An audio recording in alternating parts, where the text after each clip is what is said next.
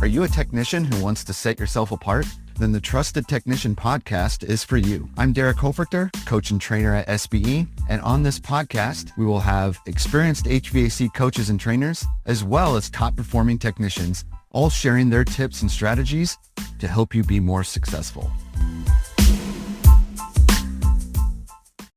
All right, everybody. Welcome to the Trusted Technician podcast. I'm Coach Derek. Today, we've got Forrest with us. Forrest is out in North Carolina at Horn HVAC. Forrest is a comfort consultant. So we're getting some more perspectives here on the podcast. Forrest, welcome. Man, thanks for having me. Yeah, absolutely.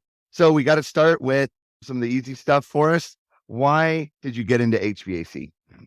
So I think like a lot of people, man, to be honest, it was not, I didn't wake up and dream of selling HVAC units.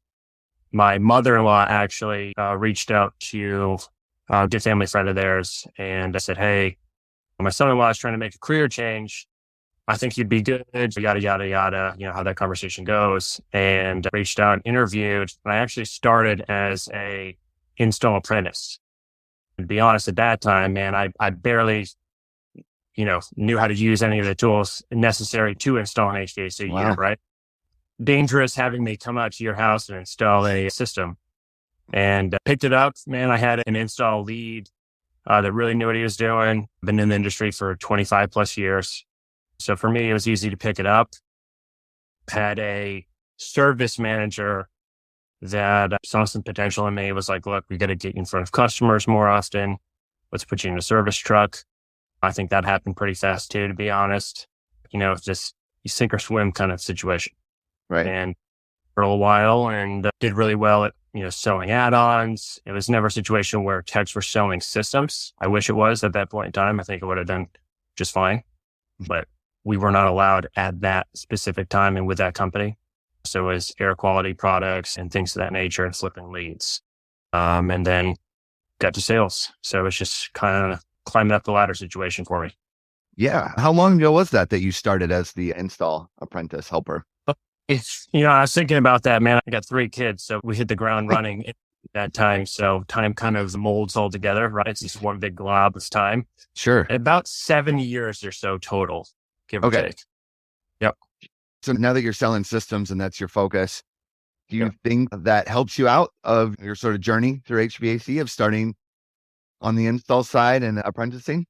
I think it does, but to be honest, I think most of the ones that I talk to, the most successful sales guys, a lot of them don't have the experience. Right. I think you can get in your own way.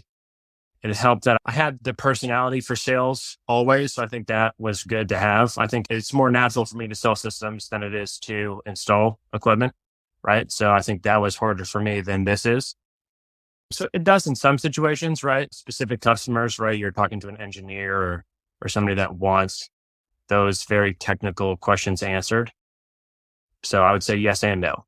Oh yeah, I agree. I think there's pros and cons, right? I have heard some who come from like the install background who say that oftentimes it's actually like they know too much and that impedes them on sales.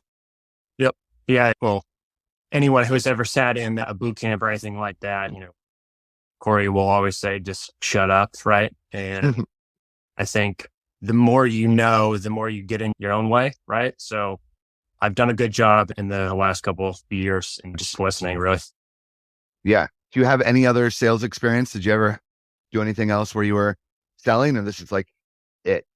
No, man. It's just, I think a type A personality situation. So it's not this is what I went to school for or anything like that. So I hit college real brief. I was at the beach. So it was a tad bit too much fun, right? And I had my first son, Harrison. So we're looking for a career where I could make some good money fast. And I definitely found it. Yeah. So speaking of generating revenue and making money. So last year you did somewhere close to 2.5 million, right? In sales? 2.5. Yep. Yeah. So how was that compared to like the year before? Like what's the progression for you here? So it was actually huge, man. It was really at about $1 million. So I just about doubled what I sold. So it's about $1.5 million, $1.4 million. Okay. The 2.5 was huge. More calls, higher close rate. I think it was all a good mold of that. We started focusing more on training, role playing, which is not my favorite. but we do it anyways. And you can tell even from somebody like myself who, feels kind of canned when you're talking to your supervisor or somebody else and you're pretending to be Mrs. Jones and Forrest. But it helps, right? Because you get into those situations and you're like, okay, I've been here, conversation flows, but just being able to ask the right questions goes a long way. Yeah, I'm glad you brought that up. Let's talk about role play for a second and the training, because I don't know if I've ever heard anyone say that they like it or they love it. Yeah. I think at best it becomes tolerable to people, or maybe where they don't specifically go out of their way to avoid it all the time. Yeah. So tell me a little bit about now that you're kind of accepting it, what do you feel like you really get out of role play, and why did you resist it or not like it before? I like to be as candid as possible, right? I think something that separates me from some, right, is kind of that bartender to person ordering a drink conversation, right? It's just supernatural. It flows, good at meeting new people and building a rapport with them. So to me, when you are role playing and it's your manager, in my head, right, I'm thinking, all right, he's looking for me to ask a specific question and he's going to give a specific response. I'm not good at that naturally. So that was the kind of hang up on it. It's like, man, this is so canned. He's been on ride-alongs with me. Somebody might be a Boston Celtics fan and they're a banker, or a guy takes the trash out and he goes fishing, right? So it's different conversations with different people. And it was just one of those things I wasn't naturally good at, but it helps because at the end of the day, you're trying to close a sale. And there are specific questions you need to ask, and there's specific answers you need to get if you are going to get a sale, right? So I ended up just saying, screw it and getting in line. Let it happen. Just accept it and let it happen. Yeah. Yeah. Being a coach, obviously I do a lot of role play, and I'm on the other end too, right, of like trying to talk guys like you into, hey, just do this with me. I promise there's some benefit in there, some value in it. So have you seen scenarios though, where you're like, man, that role play actually did come in handy for this scenario, or I am actually glad we did practice that specific question a bunch. Have you now been on that side of it where you see the value in it? For sure. I think the biggest thing is being okay with an awkward silence. I think in any sales environment, you need to be okay with that because people will pick up and, let's say nobody's saying anything for 5 seconds and then you just rip something out of nowhere and now you're talking. They didn't ask for it, right? And you can kind of dig yourself a hole. But when you sit there and let them ponder, they typically have, mouth diarrhea, and you'll get to the bottom of the situation, right? Yeah, I'm glad you specifically mentioned that, because that's something I talk a lot when I run trainings, is to just be comfortable with letting the homeowner think about it. Like you don't always have to invade their thought process, right?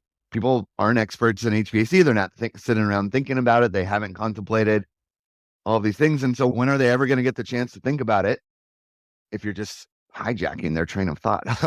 Yes. So I definitely know some people that are successful high pressure sales guys, but I think you have a lot higher chance of getting buyer's remorse or somebody canceling on you the more you push or the more you try to invade how they're potentially getting to that sale or that purchase.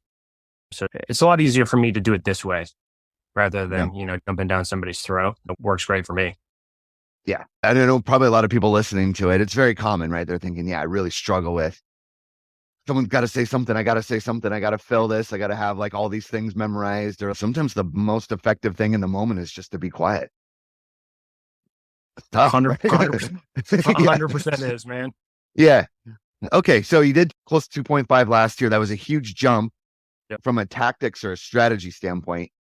What do you think was that difference? You mentioned improving your close rate, improving your ticket. If you had to boil last year's improvement down to 2 to 3 things, what do you really think it was from a tactic or strategy standpoint? So definitely consistency. I am naturally very disorganized, right? So I'm kind of fly by the seat of my pants. I'm just I'm going, right? It's always forward. I might not be really going forward because I'm having to do things once and twice and 3 times. I forgot my keys.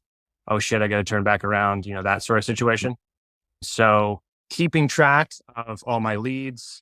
I know follow-ups is something we all hate, right? But I definitely close some on follow-up calls. Understanding, look, slow down, ask the questions It's okay if you go over, an hour and a half, right?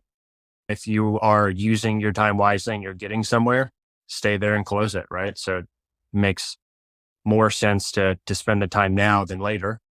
That's definitely helped. Just making sure I don't let it get away from me. You might have to ask those questions 2 and 3 times or even 4, right? When people are kind of resisting to give you that answer.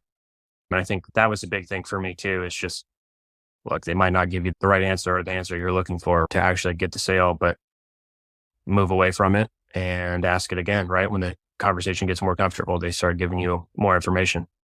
When you first get to the house, so you're running a lead turnover or marketed lead, whatever the reason was that you're now there. You Sure. knocked on the door, they open, you get all the like, hey, whatever intro stuff out of the way. What do you feel like you need to accomplish in that first portion? Is there any specific strategy for kind of getting the whole thing going? I definitely will look around, right, and look for a good ice-breaking question. I do on the phone, ask him if I can grab him a coffee, depending on what he's saying on the phone. I might even say a 6-pack or a pack of cigarettes, right, to make it a very obvious joke. Yeah. And that typically lets their guard down. But a good upfront contract, I definitely always try to situate them to understand, look, I'm going to be out here for a specific amount of time, typically about an hour and a half. If there's meetings, I don't want any surprises. If there's a meeting, I can't change that, but at least I understand, right, going into this call, he might be away from me for 45 minutes. So I'll circle back with him with videos or company cam file photos with notes on them, things like that. Just so I'm not getting towards the end where in my mind, I'm thinking I might close this guy. I don't know. He says, hey, man, I'm going to go pick my kids up. Well, I should have known that an hour ago. Okay. So that's the strategy. So like eliminate surprises. Let's get on the same page about everything that's going to happen, that's going on. Sure. It sounds so simple, but it's like not something that's common with tax, running a service call either. Right. And then now towards the end, you're just swimming in a whole, like this objection or this, and they kind of have you, right? Because you didn't talk about those things at the beginning. Yeah. You're in a whirlpool at that point, man. And you're just trying to figure out which way's up, which way's down, man. Yeah. Okay. 2023. What's the goal for this year? What are you thinking? Just making sure that I don't get in my own way, right? I might have, let's do power preferred lead, right? And they get 4 or 5 different, contractor names. And like any sales rep or service technician, you get a couple in a row and you're thinking, man, it's the lead's fault. It's this problem. Just throw it out, right? And just get rid of the mind trash and understand, look, they're going to buy something too, whether it's with you or somebody else. So do what you do and get through it, right? And just get out of your mind that it's a crappy lead or they're not going to buy anything or they're going to be cheap, because people will surprise you, right? Yeah. If you put your thoughts in their mouth, I think it goes a long way. If you've ever taken the OMG, the Objective Management Group sales evaluation, right? There's a little, evaluation on responsibility.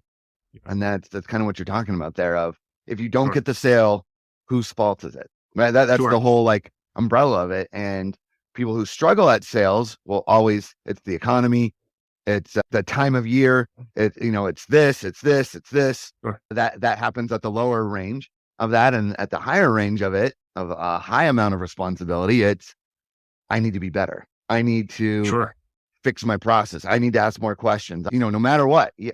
So even if it is like the off season during a recession and I'm competing against 5 other bids, that sense of responsibility sort of affects your game plan, right? Yeah. I mean, there's successful sales guys in every market, right? If you look around, you're not one of them. What is the problem, right? Like you're in the same market and he's closing 3 million and you're closing 1 or whatever, and you're running the same amount of leads. You're both in Charlotte, right? During the same economy, right? during the weather's exactly the same. Yeah, exactly. That's a good mindset for anyone listening to that, to keep that in mind of how you evaluate. Because if you say that it's their fault, that doesn't really put any fire in you to change. Right. And especially when you go to some of these SB things, you can tell there's a lot of people from a lot of different walks of life use this and are successful. So either understand that it's a successful process and just about anybody can utilize it. So most of what people need to work on in a sales environment is typically personal issues, right? Whether it's mind trash or getting the answers to questions, feeling uncomfortable, whatever it is, or too much technical knowledge, just get out of your own way and find a process that you like and just be consistent with it. I think that's perfect. That's well said. Let's end there. So Forrest, I'm going to let you go. Sure. Go sell some stuff. Thank you so much for sharing with us. Yeah, no, cheers, man. It's been fun.